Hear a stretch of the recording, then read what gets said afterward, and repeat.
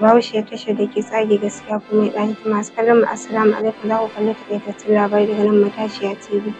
A yau muna Alhamis 8 ga watan Jumada ula shekarar 1447 wanda ya daidai da 30 ga watan Oktoba shekarar 2025. Mataimakin shugaban Najeriya Sanata Kashim Shettima ya buƙaci ƙungiyar tuntuɓa ta Arewa Consultative Forum da kada su bayar da ƙofa ga waɗanda ke son raba kan Najeriya. Shettima ya bayyana haka ne jiya Laraba a wata ziyara da suka kai a fadar shugaban ƙasa da ke Abuja. Ƙungiyar ta goyi bayan salon jagorancin Shugaba Bola Ahmed Tinubu da kuma manufofin da yake kan aiwatarwa na sauye-sauye a Najeriya.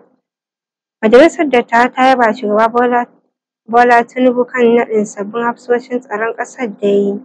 Majalisar ta bayyana hakan ne a jiya Laraba bayan kammala tantance sabbin hafsoshin da shugaban ya naɗa.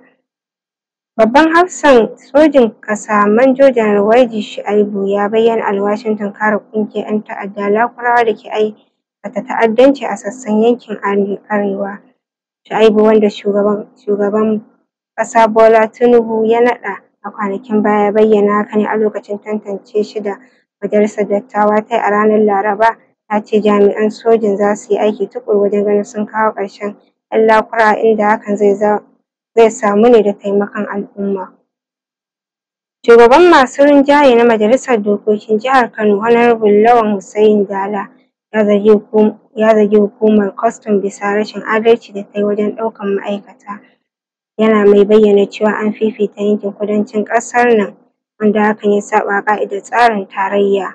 Hussaini ya bayyana